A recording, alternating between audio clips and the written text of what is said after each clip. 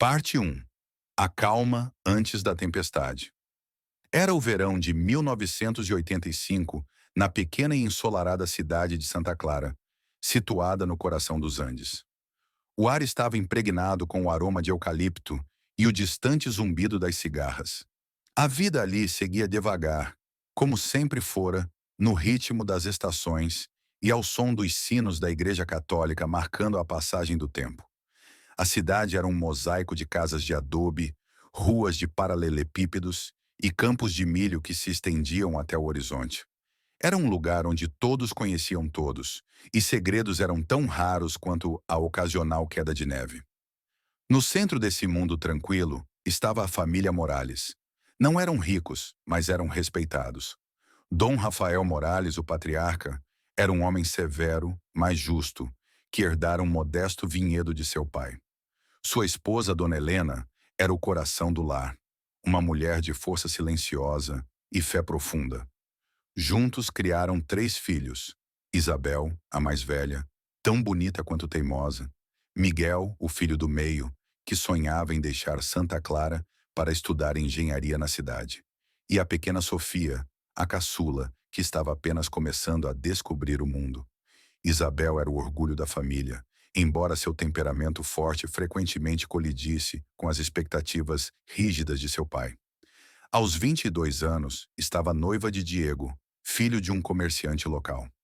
O noivado fora arranjado pelas famílias, uma tradição tão antiga quanto a própria cidade. Diego era bondoso e trabalhador, mas Isabel frequentemente se perguntava se havia mais na vida do que o futuro que fora traçado para ela. Passava os dias ajudando a mãe na cozinha e as noites olhando as estrelas, sonhando com uma vida além do vinhedo. Miguel, por outro lado, era inquieto. Aos 19 anos, sentia-se sufocado pela pequenez de Santa Clara. Passava os dias consertando máquinas quebradas e lendo livros sobre lugares distantes. Seu pai queria que ele assumisse o vinhedo, mas Miguel tinha outros planos. Secretamente havia se candidatado a uma universidade na capital e estava aguardando uma resposta. Sabia que seu pai desaprovaria, mas não conseguia ignorar a sensação de que seu destino estava em outro lugar. Sofia, com 12 anos, ainda era jovem demais para compreender as tensões que cresciam em sua família. Passava os dias correndo atrás de borboletas e ajudando o pai no vinhedo. Adorava seus irmãos mais velhos, especialmente Isabel, que lhe contava histórias sobre o mundo além de Santa Clara. Mas até mesmo Sofia podia sentir que algo estava mudando. Seus pais falavam em sussurros tarde da noite, e o riso de Isabel tornara-se menos frequente. A calma de Santa Clara foi rompida em uma noite de final de agosto. Uma carta chegou para Miguel, com um selo oficial da universidade na capital. Suas mãos tremiam enquanto ele a abria, o coração batendo forte no peito. Ele havia sido aceito.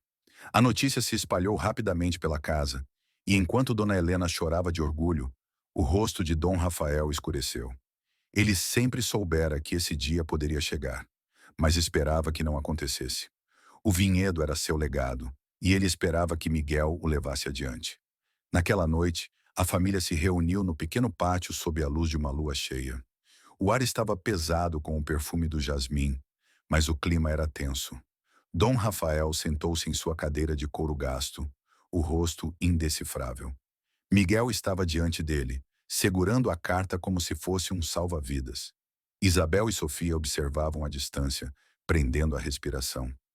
Papá, começou Miguel, com a voz firme apesar do medo em seu coração. Este é o meu sonho, não posso deixá-lo escapar. Os olhos de Dom Rafael se estreitaram. E as responsabilidades aqui? Quem cuidará do vinhedo quando eu me for? Miguel hesitou, olhando para Isabel. Ela deu um passo à frente, o queixo erguido em desafio. Eu cuidarei, papá. Tomarei conta do vinhedo. Deixe Miguel ir. As palavras pairaram no ar, carregadas de implicações não ditas. Isabel nunca havia mostrado muito interesse pelo vinhedo, mas estava disposta a sacrificar seus próprios sonhos pelo irmão. Dom Rafael estudou a filha, sua expressão suavizando-se pela primeira vez. Ele sabia o quanto ela ansiava por liberdade, e ainda assim, ali estava ela, oferecendo-se para ficar. Antes que ele pudesse responder, uma batida alta ecoou pelo pátio. A família se virou como um só, seus corações pulando uma batida. Visitas eram raras a essa hora. Dom Rafael levantou-se da cadeira e caminhou até o portão, os passos lentos e deliberados. Quando o abriu, encontrou um jovem em pé, o rosto pálido e as roupas desarrumadas. Era Diego, o noivo de Isabel. Dom Rafael, balbuciou Diego, a voz trêmula. Preciso falar com Isabel. É urgente. O coração de Isabel afundou.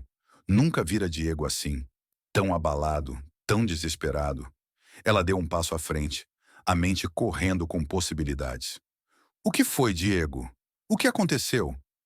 Diego olhou para ela, os olhos cheios de uma mistura de medo e tristeza. É seu tio, Isabel. Ele foi preso. Os soldados foram à casa dele esta tarde. Estão dizendo que ele é um subversivo. As palavras atingiram Isabel como um soco no estômago. Seu tio, tio Luiz, era um homem gentil e bondoso, sempre franco sobre as injustiças que via no mundo. Mas um subversivo? Isso não podia ser verdade. Ela se virou para o pai, os olhos suplicantes. Papá, temos que fazer algo. Não podemos deixá-los levá-lo. O rosto de Dom Rafael era uma máscara de pedra. Ele conhecia os perigos de se envolver em questões como essa. O país estava em turbulência e o governo militar não mostrava misericórdia para aqueles que se opunham a ele. Mas ele também sabia que a família era tudo. Olhou para Isabel, depois para Miguel e finalmente para Sofia, que segurava a mão da mãe. Vamos resolver isso, disse ele com a voz firme. Mas precisamos ter cuidado. As paredes têm ouvidos.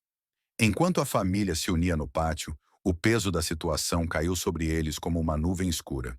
A calma de Santa Clara havia sido rompida, e a tempestade estava apenas começando.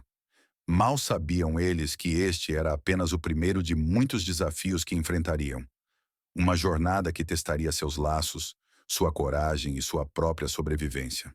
Mas por enquanto, estavam juntos, e isso teria que ser suficiente.